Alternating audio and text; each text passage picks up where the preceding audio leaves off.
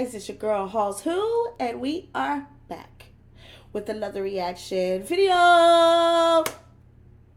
Hey guys, what it do? What's good? Hope you guys are enjoying your day, alright, or night, depending on wherever you're at. I hope it was good. Okay, today we are doing a reaction to Horror Shorts Party, one of my favorite channels to get all my true horror stories from, and the animation is perfect. All right, before we get into that as well, I want to give a quick shout out to Miko's Candles. Okay, I will put it down in the description below so you can get you some if you would love for your house, apartment, condo, whatever you stay in, to smell great. All right, this one is cucumber melon and this one is lavender, and they smell awesome. All right, so with that being said, again, that is Miko's Candles, and I will put the description down below for you to, well, the link down below so you can get you some. All right, if you like this video, hit that like button, hit that notification bell, and subscribe to your girl. More subscribers, more content. Let's get into the video. Don't waste my time. I will not waste yours. Let's do it.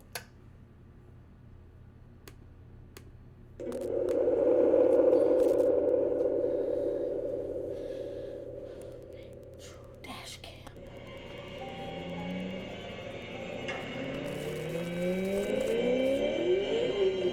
True Dashcam Horror Story 1. What's that? Oh, hit him. Go ahead and hit him. And go ahead and hit him. Yeah. Hit him. Hit him. Oh, you moving to something me. I would have went forward. Oh, he would have just been laid out. No. Go.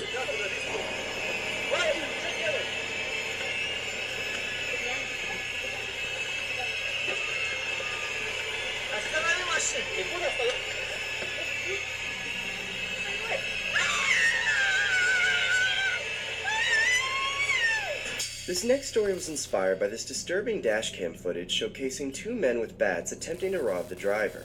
In the background, you can see them utilize their vehicle to create a blockade so that oncoming drivers would have no choice but to encounter the bandits. Now, if somebody would have had some pistols, then y'all wouldn't have been doing all that. The basic plot of the story is pretty self-explanatory. So we decided to do a mashup with the notorious creature from Jeepers Creepers. There's been several conspiracy videos online showcasing alleged footage of the phenomenon, but we'll leave it up to you to decide if it's fact or fiction. What? That damn song.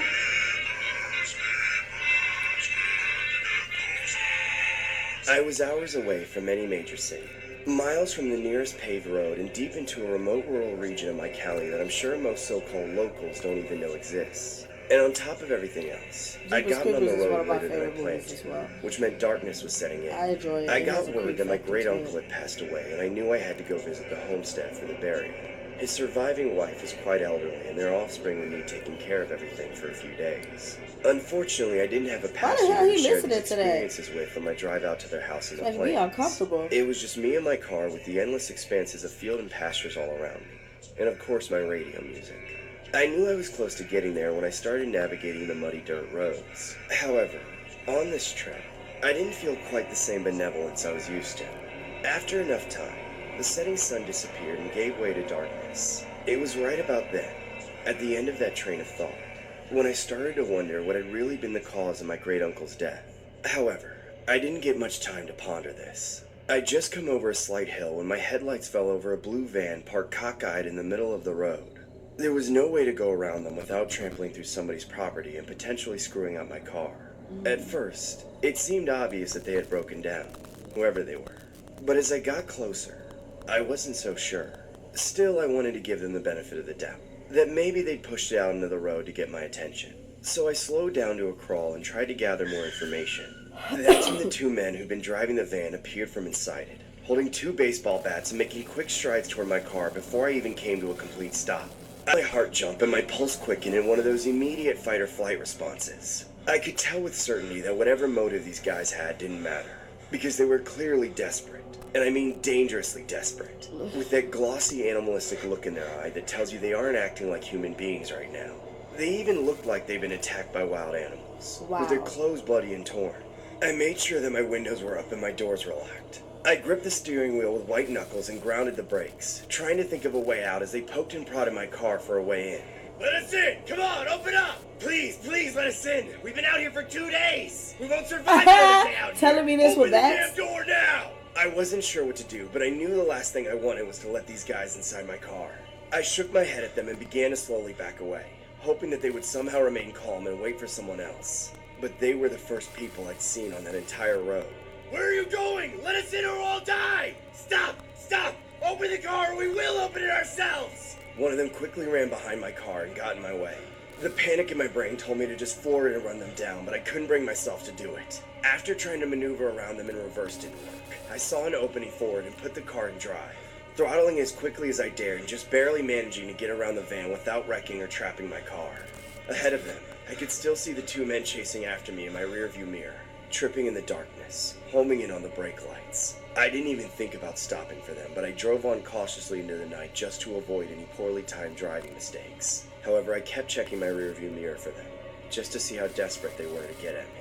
I was about 100 feet away from them when I decided I'd check one last time, and that's when I saw something that made so little sense I had to stop and try to process it. There they were, the two of them, haggard and bloody, hobbling towards me with their bats when all of a sudden, with a single flash of something slipping by from the field to the tree line at an inhuman speed, one of them was gone. Immediately I stopped and watched the other man react to this. He screamed. Then, his wary hobble turned into a full-on sprint, with which he closed the distance between us in a matter of seconds. He collided with my car once more, striking the windows harder than ever. Before I could think to get going again, he was climbing onto the hood of my car. Let me in, for the love of God, please! Don't let me die out here! And right as I thought I should heed his words, I heard footsteps pounding the earth with hellish speed. And then that man's screaming was cut short. That's when I saw the man slide down the glass with his head split down the middle, spilling the torn pieces of his brain down through the rest of his severed body as it was ripped in two. And behind the two pieces of the man which fell out of sight, shrouded in impossible darkness, was the creature that had done it. Now the only thing left in the road, staring at me through the glass of my windshield. Its haunting red eyes pierced my soul with ease. Is that the Jersey What it Devil? was, I can't even describe. It was as though my brain wouldn't even allow me to fully comprehend the horrific sight of it. Though from what I could tell, it was the shape of a human wearing a cowboy hat, along with a rugged trench coat. I slammed the gas pedal to the floor and plowed over the remains of that man's body and straight through whatever that horrible thing was, only to then have it jump on the hood of my car. It began banging its head on my windshield as I attempted to shake it off with a dozen sharp turns on the dirt road. Ah! Somebody help! Get the hell out of my windshield, you asshole! That's when the man, or thing, flew off to the side of the road as I sped off into the night. I couldn't see any signs of that thing in my rearview mirror. I wasn't too far from my relative's homestead, but those last few dozen miles were fraught with a degree of anxiety and fear I'd never felt before. When I saw my relatives, they did their best to console me, but they didn't believe what I had told them. They rather bitterly excused it as the tricks of grief upon the mind. And even when I showed them the damage that had been done to my car, and all the blood splattered on the hood, they again tried to convince me that I simply hit a large animal, like a deer or a bear, and that I was going crazy over the trauma of the whole situation. After my great-uncle's burial the next day, I forced my family to go out to the stretch of road where it all had happened. But somehow, there was nothing there. No van, no bodies, no creature, just mud. I don't know how to explain all of this, but the fact that his land is stalked by some predator from the depths of hell that seems to be able to cover its tracks like this makes me highly doubt that my great-uncle died of a simple brain tumor, because his gouged out eyes tell me otherwise.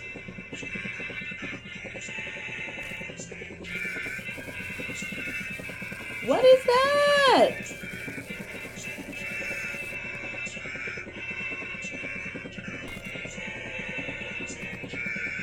That cannot be real.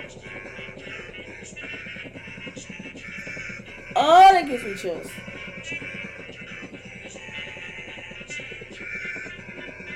Is that the Jersey Devil?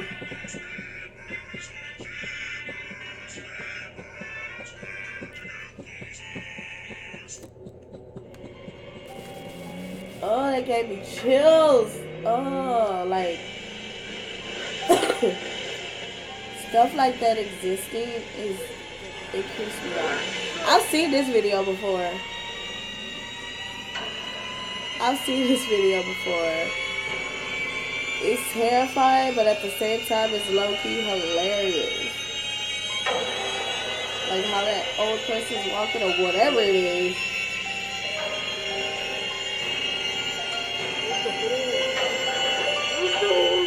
The following story was inspired by a disturbing dashcam video of a white figure masquerading from a distance in front of a man's Y'all not vehicle. playing, right? Here, you can clearly see some deranged woman holding a cane while approaching closer to the car in an unsettling manner. Here's an animation Y'all sure it's inspired a by woman? the occurrence. It was my cousin's 18th birthday, You so my wasn't close relatives enough to invited see me if to it was a visit their woman or humble not. abode on the city outskirts, to which I immediately said yes. While I was driving along the highway, my car's GPS abruptly malfunctioned, which gave me a migraine since it was the only way I could arrive at my relative's domicile without getting lost. And then, just when I thought it couldn't get any worse, my phone's battery died, and I didn't have a charger with me at the time.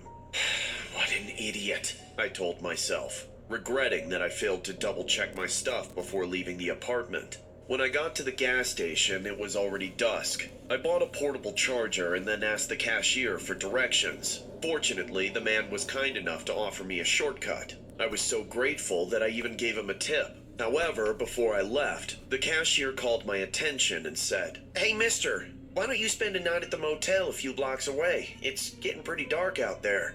Although I appreciated his empathy, I explained that I had a party to attend, so there was no turning back. "Oh, yeah, I see. Totally understandable," he said, scratching his head warily. His gestures were on edge, almost as though he wanted to warn me about something. So, curiously, I asked, "What's the matter?" The guy averted his gaze for a brief moment and said, "Oh, it's nothing. You have a safe trip now." Afterward, he turned his back and ignored me all the way through, which seemed rather odd. Now that I was all set, I was on the road again, listening to some rock music on the radio. But unfortunately, it was incredibly dark this time without a moon to give me some natural light. Coming from concrete surfaces to a long, narrow stretch of earthen roads, I knew I was no longer in the city. And with only the car's headlights to rely on, it was hard to tell whether I was still on the right track or not. Then, moments later, the music on the radio was replaced by a high-pitched ringing sound before abruptly turning into static noise. Following this incident, my headlights lost their power, startling me quite a bit. The car, enveloped in darkness, surrounded by tall grass fields on both sides, made me feel uneasy. Am I lost or something? Yes, and internet access. For some bizarre reason, they weren't working at all. Ugh, great. So much for the charger, I exclaimed furiously. Eventually, I decided to turn off the radio, but as soon as I did, I heard something gradually approaching me. I couldn't tell who or what it was because I didn't stay long enough to find out. So, I hit on the gas immediately and put the vehicle on reverse. I shook off the thought, and finally, I met some locals who knew my relatives and were accommodating enough to point me to their house. When I arrived at my destination, I sighed in relief as I joined the celebration. I had the opportunity to enjoy myself, forgetting the amount of stress I had to endure moments earlier. However, avoiding alcoholic beverages was necessary to veer away from car accidents on my way home. At one point, I had to use the faucet to wash my hands and my tired face, but since there were tons of guests, I couldn't use the restroom or the main kitchen sink. Luckily, they had a dirty kitchen at the back of their house, facing the riverbank, which my aunt said I could use. There were a few dim light posts in the area, and it was ultimately silent compared to what was going on inside the domicile. But, as I washed my face, I caught the scent of something rather unpleasant, and it smelled like rotten flesh. So, I instantly wiped my face with a towel, thinking I should head back inside as soon as possible. And then, in a split second, I heard a horrifying induced gurgle sound, similar to the one from the movie The Grudge. The voice sounded so close to my ear that I jerked and glanced behind me. Next to a tree, there was a woman in a white garment, and her body appeared to be shuddering as she stood there in the dark, her eyes eerily fixated on me. Frightened, I went back inside and sat in a corner until the party was over. Then, when most of the guests had gone home, I approached some of my relatives gathered in the living room. Anxious, I hollered, "Did any of you invite a strange lady wearing all white? She's really old and carries a cane?" One of my cousins looked at me confused and replied, "Well, none of the people here today brought a cane, that's for sure. But I saw a woman in the back. She was having spasms and she reeked of a corpse." Moments later, one of my uncles came forward and offered to accompany me to the back of the house holding a flashlight. However, upon checking the area, there was darkness and nothing more. When I went back inside, some of my relatives expressed sincerity, while others were nettled by my lack of consideration towards the kids, scaring them off. So I apologized for my behavior and left. On my way home, I was surrounded by silence once more. It was a tranquil evening until I saw something slowly crossing the road. It materialized a few meters away from the car, and there was nothing to suggest that it was a feral animal because of the way it stood. Albeit crooked, the white figure in front of me had long black hair and a cane. Soon, I realized that it was the same lady I saw back at the party. This time, however, she wasn't just standing there. With one leg crippled, she sauntered towards me, her eyes deadpanned and her jaws unhinging most unnaturally, as she opened her mouth to reveal small, sharp teeth. I constantly wailed, "Get back! Stay away from me! Get the hell away from my car!" But no matter how much I tried to warn her and intimidate her with the car's honking, she still persisted in approaching me despite her frail body. Suddenly, the car wouldn't start, and the headlights flickered. "Come on! What's the matter with you? Help! Help!"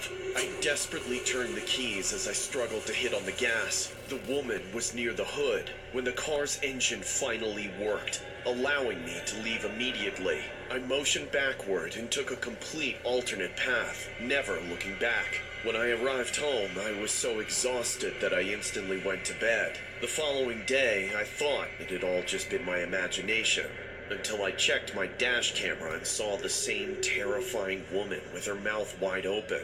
I didn't know who she was, but I hoped to never see her again.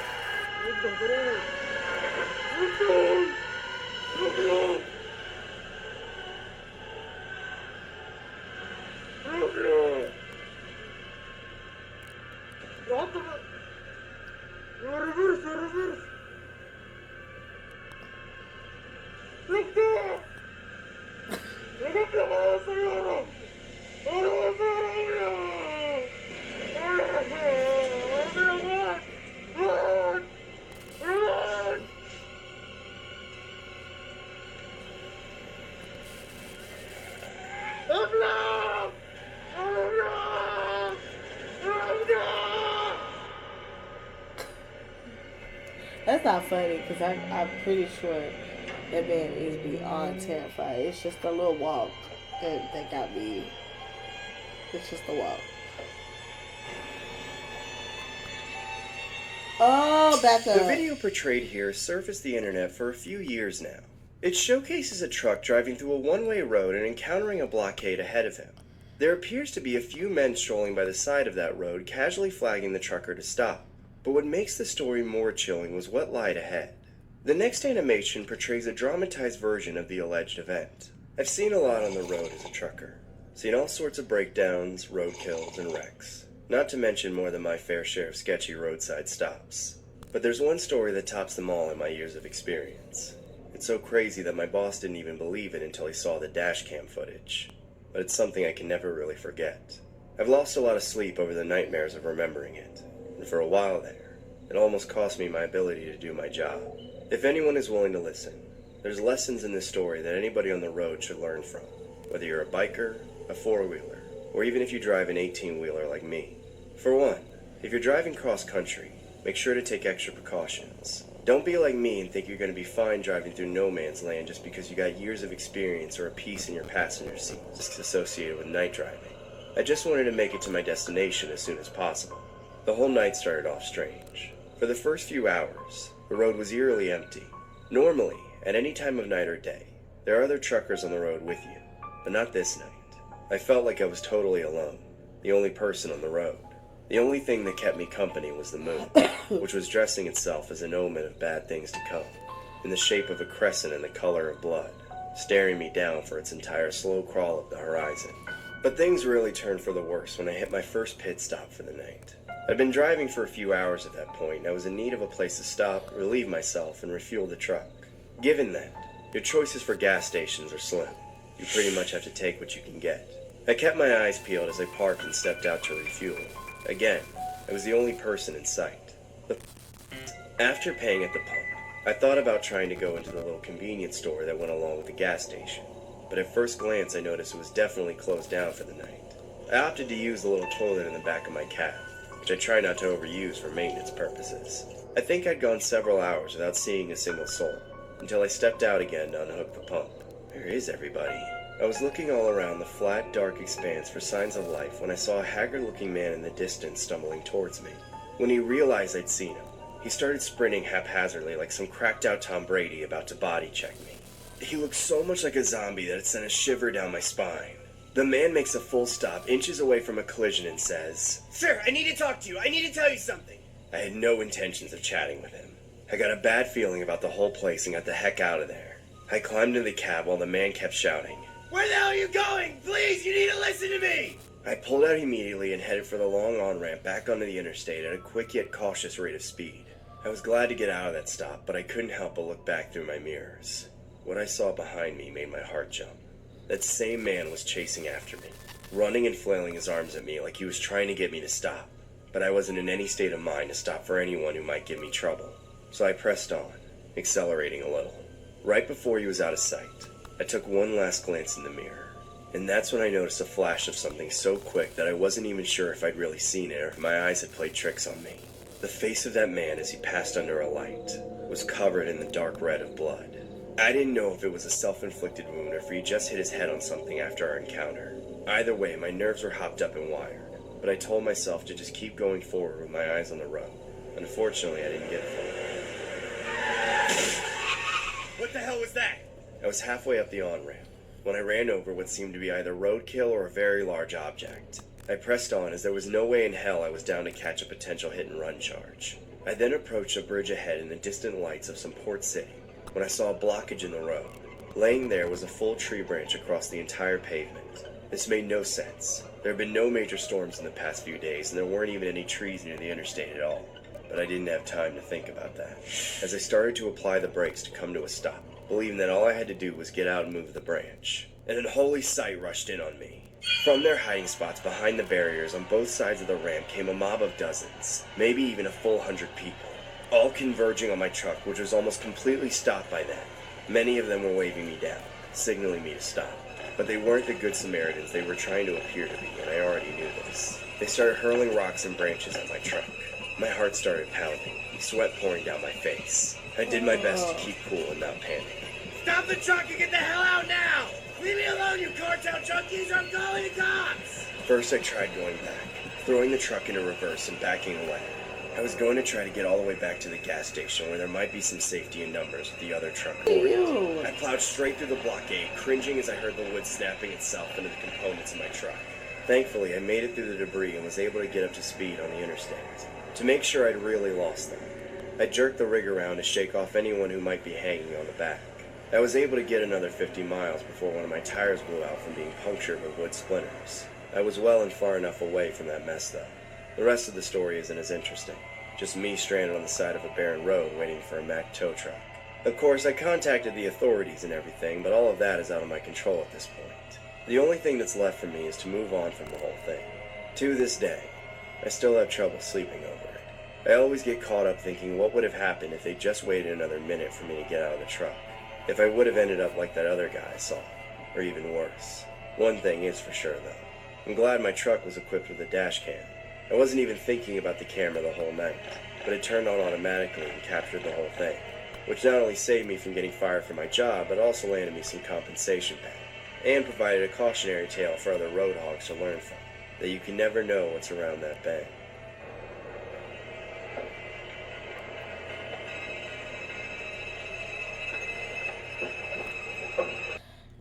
Anyway, if you like this video, I will put the link to the description down below so you can watch without my commentary.